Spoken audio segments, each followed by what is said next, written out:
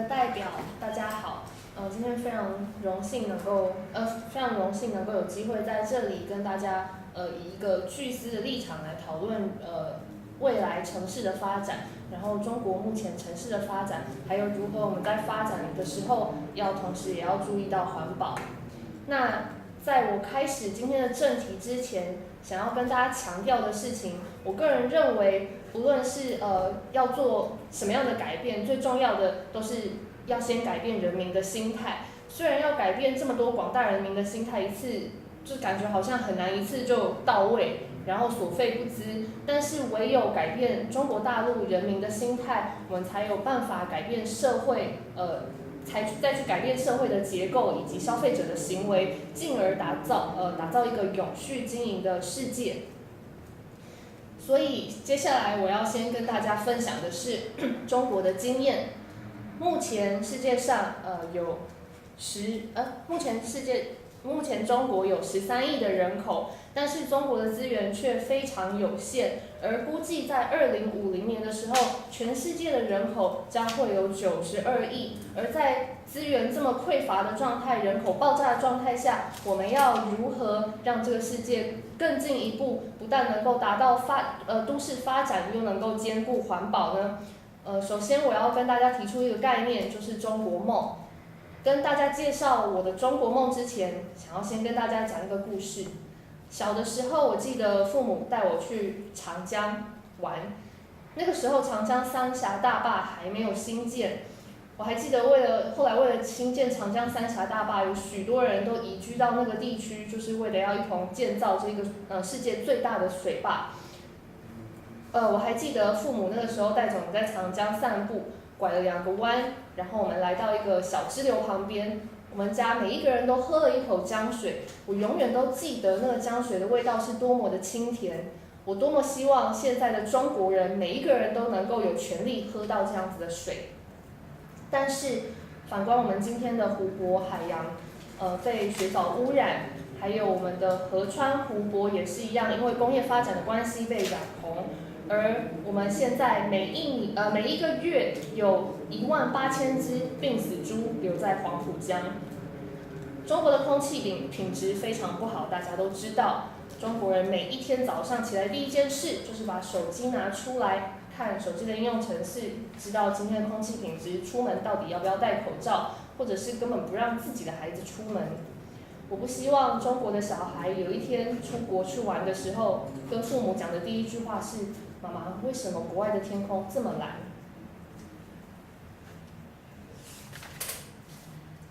？Distinguished delegates, thanks for coming. I'm honored to be here to talk about some urban development in China, and how are we to balance the development and protection environment at the same time. And in my opinion, I think that before we make some big changes, we have to change the people's mindset first. Even though changing mindset might cost more and waste lots of time, but it's the only way to really dramatically change the social structure and change the consumer behavior. And at the end, we can create a sustainable environment. China now has 1.3 billion of population, but we have limited resources in China.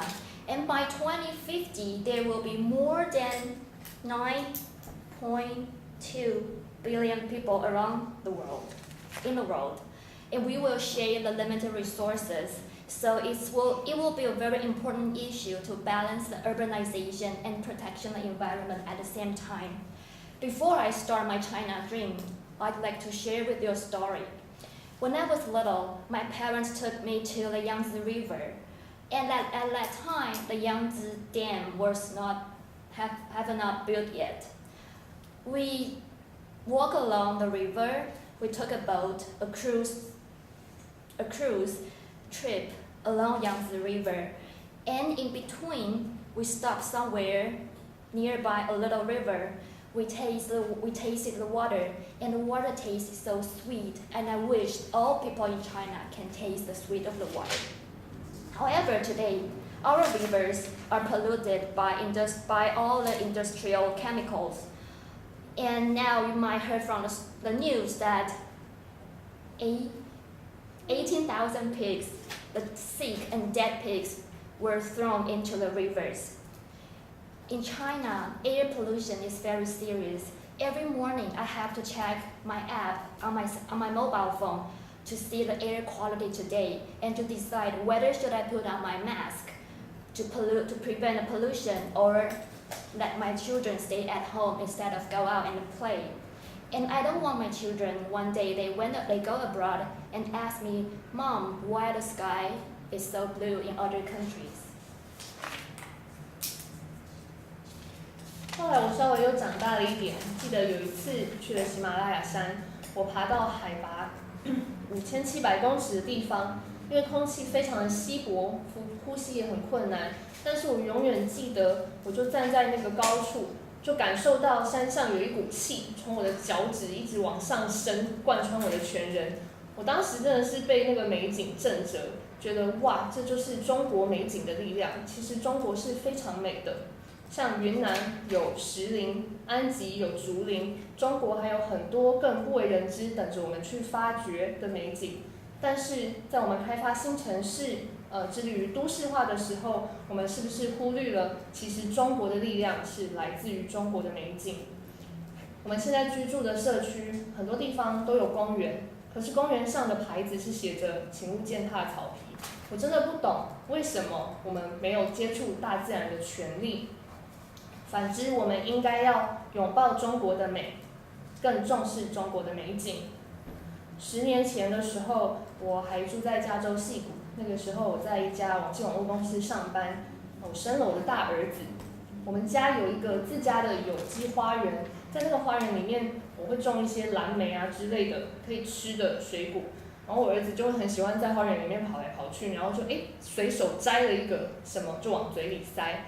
我多么希望今天中国的小孩也有一样的权利，能够享受这样土地出产的自然食物。但是今天中国人对于食物充满了恐惧以及不信任。羊肉炉里面的不是羊肉，是老鼠肉。我知道还有冷冻水饺里面包的不是猪肉，而是纸浆做成的馅料。曾经有6个婴孩因为喝了具有3聚氰胺的毒奶而身亡，更有超过2000名小孩因为喝了这样的毒奶而送医急救。中国的食安实在是有待加强。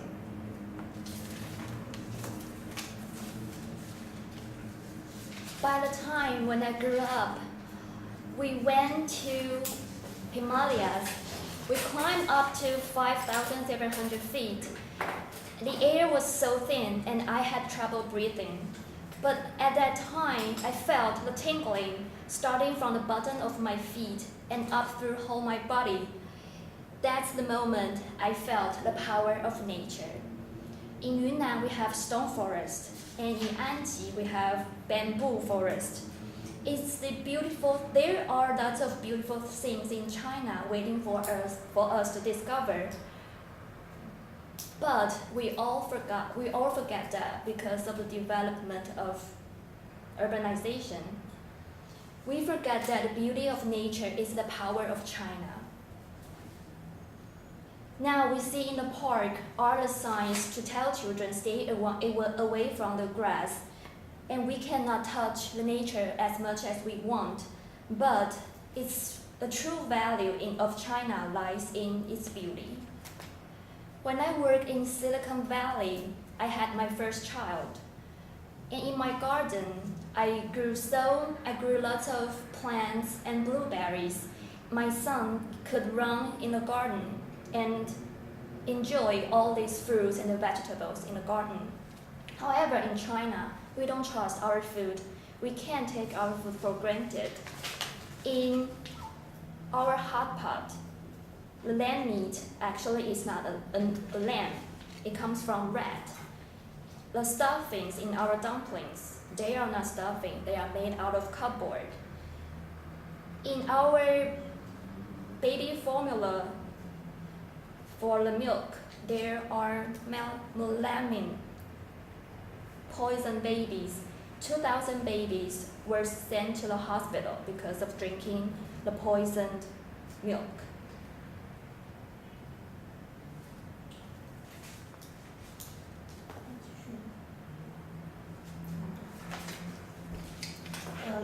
是食品安全还有自然环境的部分。接下来跟大家谈一下中国目前的发展。目前呢，中国每一年都在新建越来越多的摩天大楼、高楼大厦都在新建，估计在未来的20年中还会有5万个摩天大楼兴起。这个规模其实已经等同于10个纽约市。而在未来的20年当中，也会有更多更完善的交通网络，估计会有170条新的交通网络。这里讲一个题外话，你们都知道中国因为人口非常的密集，然后地铁啊或者是其他交通运输类似的交通运输大众交通运输工具都会有保全保安在那里，就是防止大家不要不小心坠到铁轨。但是他们另外还有一个工作，就是在上下班的尖峰时刻的时候，把乘客塞到车厢里面。你就知道中国人口到底有多么庞大，非常恐怖。然后另外一个题外话就是，中国这个国家，如果今天你不小心开车肇事撞死了人，大概只要付家属2万块美金的赔偿金，你就可以了事。所以你就知道目前中国为了都市化，为了发展，牺牲掉其他很多层面、很多面向的东西，是我们一直以来都没有足够的探讨的。我曾经带着许多中国各市的市长出国访查，去看国外一些先进城市他们城市发展的模型。然后很有趣的是，在跟他们一同讨论的当下，很多人有一些既有的模型，或者是很多人提出来说，在未来的20年的发展，希望可以建造一些像英国、法国一样的社区，就是很羡慕他们那种漂亮的房子以及西方的居住环境。但是我自己个人认为，这种想法其实有一点像空谈，有点金絮其外，败絮其中。我觉得我们需要思考，我们未来的都市应该到底要有什么样完善的机能。当然我知道钱要花在刀口上，如果要建造一些是实用的或者是环保的公共设施，要花相当大笔的资金，但是这绝对是非常重要而且很值得不可以忽视的一个部分。我们一定要这么做，才有办法去转变消费者的观念，让他们越来越容易就是在这个方面能够有在经济上来支持这样子的发展，然后慢慢的这样子的成本才会下降。同时我们也需要教育我们的孩子应该要简约生活，教育我们的农人不要再使用杀虫剂，不要再残害我们的农作物。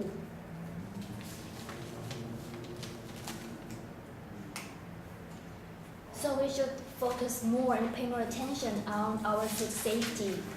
Now I want to talk about other developments in China. China now are building 50,000 skyscrapers in 20 years from now, and the